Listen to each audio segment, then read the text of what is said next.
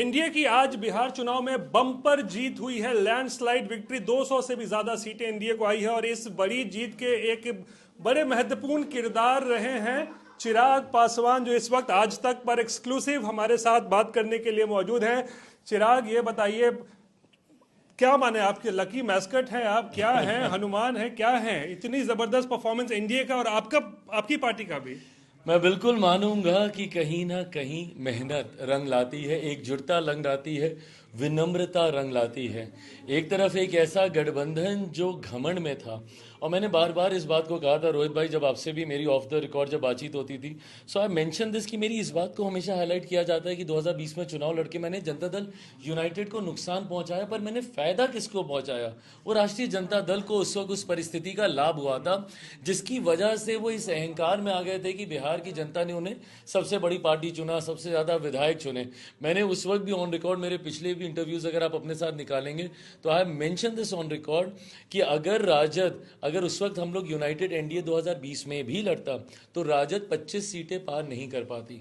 और आज कहीं ना कहीं वही परिस्थिति, किसी को अगर इतना भी अहंकार हो जाए कि जनादेश का आप इंतजार किए बिना बोले कि 18 तारीख को हम शपथ लेंगे, ये सारी बातें नहीं चलती हैं। तो एक तरफ हमारा गठबंधन जो एकजुटता के साथ, विनम्रता के साथ विकास की बातें कर रहा था, प्रधानमंत्री जी के सोच की बात कर रहा था, मुख्यमंत्री जी के अनुभव की बात कर रहा था, चिराग पासवान के बिहार फर्स्ट बिहारी फर्स्ट की बात कर रहा था, तो वहीं दूसरी तरफ महागठबंधन जो सहयोगियों तक को सम्मान देने को तैयार नहीं था, छीना कशी करके मुख्यमंत्री का चेहरा घोषित किया जा रहा था, उप मुख्यमंत्री के लिए आपने सारी सीटें दांव पे लगा दी कि मुझे उप मुख्यमंत्री घोषित किया जाए। जनता इन बातों को सहज स्वीकार नहीं करती और ये नुकसान उनको हुआ। चिराग, कौन से फैक्टर्स आपको रहता है कि मतलब आपको लगता है इंपॉर्टेंट रहा जिसकी वजह से इतनी बड़ी जीत जो है वो मिली है? मेरे प्रधानमंत्री जी पे देश बिहार की जनता का विश्वास, पिछले 11 सालों में जिस तरीके से प्रधानमंत्री जी के नेतृत्व में जन कल्याण की योजनाओं को धरातल पर उतार कर, भले लाख कोई बोले पर जात पात धर्म मजहब से उठकर हम लोगों ने उन योजनाओं को धरातल पर उतार कर देश की एक बड़ी आबादी को इसका लाभ भी मिला। 25 करोड़ से ज़्यादा लोग गरीबी रेखा से बाहर निकले।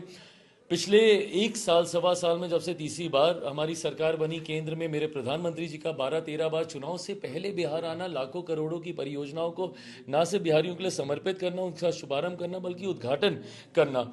जिस तरीके से, मेरे प्रधानमंत्री जी के शब्दों में बोलूं तो नरेंद्र और नीतीश दोनों की जोड़ी ने एकजुटता दिखाने का काम किया। डबल इंजन की सरकार सही मायनों में क्या होती है, पिछले सवा सालों में जनता को समझ में आया।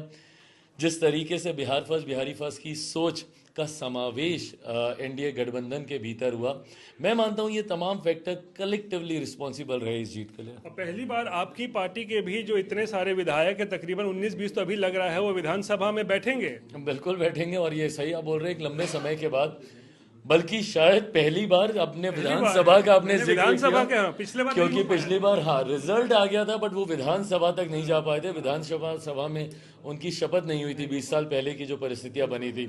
तो इस बार ये संख्या जाएगी और सरकार का एक मजबूत हिस्सा हम लोग होने जा रहे हैं। क्या लगता है जंगल राज एक बहुत बड़ा फैक्टर क्या रहा इस पूरे चुनाव में? प्रधानमंत्री ने इसको लेकर जबरदस्त मुद्दा बनाया था, क्या वो डर आज भी लोगों के मन में है? एब्सोल्युटली है। और भाई आप इनकी हरकतें भी देखें ना, चुनाव के दौरान जिस तरीके से हार को समीप देख के, अब कल राजद के नेताओं का ये कहना कि भैया नेपाल बना दिया जाएगा, तो बांग्लादेश बना दिया जाएगा, तो श्रीलंका बना दिया जाएगा, मतलब आप अराजकता के पक्षधर हैं ना, तभी ये सोच आपके जहन में आती है।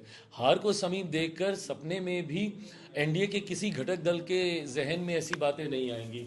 तो ये आपकी संस्कृति का हिस्सा रहा है जिसका समय समय पर आपने परिचय देने का काम किया अपनी हार को समीप देखते हुए। और मैं ये मानता हूं कि जो हम लोग एम्पलीफाई कर रहे थे जंगल राज फर्स्ट टाइम वोटर्स, मुझे लगता है उनके परिवार में हर वो परिचित व्यक्ति है जिसने अलग अलग कालखंड में उस जंगल राज का से उनका परिचय हुआ होगा। And is the reason why the first time voters also realise the importance कि ये डबल इंजन की सरकार आना कितना जरूरी है और जंगल राज का दूर रहना कितना जरूरी है। अब इससे ज्यादा कोई क्या धराशायी होगा? महागठबंधन इज प्रैक्टिकली कोलैप्स्ड। 2010 की स्थिति हो गई है। और नीतीश कुमार, टाइगर जिंदा है, टाइगर अभी जिंदा है। क्या आपको लगता है नीतीश कुमार जो टाइगर है आज भी जिंदा है? क्योंकि सबसे बड़ी पार्टी हालांकि बीजेपी हुई है, लेकिन नीतीश कुमार का भी ग्राफ बहुत ऊपर गया। नहीं, पूरी तरीके से वो जिंदा है। और मैं तो बीइंग स्टूडेंट ऑफ पॉलिटिक्स, राजनीति का विद्यार्थी ना, प्रैक्टिकल सेंस हूँ, मैं पढ़ता हूँ इन परिस्थितियों को, उनका आकलन करता हूँ। तो ऐसे में मैं मानता हूँ कि अपने में सीखने वाली बात है कि एक मुख्यमंत्री 2 दशक से निरंतरता में रहे, मांझी जी का कार्यकाल बीच में छोड़ दें, उसके बावजूद कोई एंटी इनकम्बेंसी नहीं आपको लेकर। और इस बार के चुनाव में तो रोहित भाई मैं ऑनेस्टली बोलूँगा, कहीं पर 1% राधर उनका गठबंधन का नेतृत्व करने का लाभ हम लोगों को मिला है। तो टाइगर जिंदा है और अभी आगे बहुत दहाड़ने वाले हैं वो। ये बताइए, अब थोड़ा सवाल हो रहा है, नीतीश कुमार ही क्या मुख्यमंत्री बनेंगे? बिल्कुल बनेंगे, पक्का है? मैं मानता हूँ इस बात को। बहरहाल मैंने अपनी तरफ से तो मैं ज़रूर कह सकता हूँ, ये बात मैंने भी पहले भी मैंने कही थी कि मेरे सारे विधायक उनको एक बार फिर से मुख्यमंत्री बनाने के लिए चुनने का काम करेगा। अच्छा, और आपकी भूमिका क्या रहेगी इस नए सरकार में? इतने अब तो आपके भी विधायक जा रहे हैं, क्या चाहेंगे कि कुछ डिप्टी सीएम का पद मिले, कुछ मंत्री बने? भाई जैसा 2024 में मुझसे सवाल पूछा गया था, छूटते ही मैंने कहा था कि बस मेरे प्रधानमंत्री एक बार फिर से प्रधानमंत्री पद की शपथ ले लें।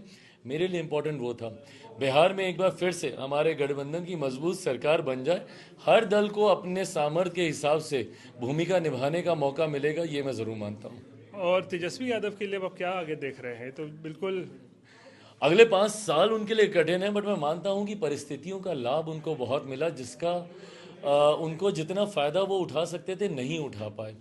2010 में जिस तरीके से उनका प्रदर्शन रहा था, वो 5 साल उन्होंने चीज़ों को बेहतर और किया होता तो वो शायद अपने उस पे चीज़ों को बेटर परफॉर्म कर पाते। 15 में जीवन दान उनको महागठबंधन जो बना था उस वक्त का, जिसमें मौजूदा मुख्यमंत्री नीतीश कुमार जी का उनको सहयोग मिला था, उसका लाभ उनको मिला। बट अहंकार उनको इस बात का है कि वो अपने दम पर पहुंचे। 2020 में एक बिखरे हुए एनडीए मेरे अलग लड़ने का लाभ उनको मिला, फिर उनको घमंड आया, जबकि हकीकत उनकी यही है, जितनी सीटें उनको मिली हैं मुझे लगता है ये भी शायद बाय डिफॉल्ट मिल गई, संभवतः इतनी भी नहीं मिलती। प्रशांत किशोर जीरो आपके मित्र हैं, आप दोस्त उनको कहते थे, लेकिन खाता तक नहीं खुला, नई पार्टी थी इनकी। बट कहीं ना कहीं इस बात को हम लोग मान के चल ही रहे थे। मुझे लगता है प्रशांत जी को भी इस बात का आइडिया था कहीं ना कहीं कि चुनाव इवेंचुअली, जो मैं कहता हूं बिहार में बिहारियों की बुद्धि को मद्देनजर रखते हुए, कि इलेक्शन इवेंचुअली बाइपोलर हो जाता है। चलिए, तो हनुमान को बहुत बहुत बधाई। प्रधानमंत्री नरेंद्र मोदी के आप हनुमान हैं, साबित भी आपने किया है। Thank you, really happy. और मैं बिहार की जनता का विशेष तौर पे धन्यवाद देता हूँ, सही समय पे लिया गया सही फैसला। चलिए, शुक्रिया इस बात करने के लिए। तो ये थे चिराग पासवान, सही समय पर सही फैसला लिया है उन्होंने, और जिस तरीके से एनडीए की बम्पर जीत हुई है उसके एक बड़े महत्वपूर्ण किरदार चिराग पासवान भी है।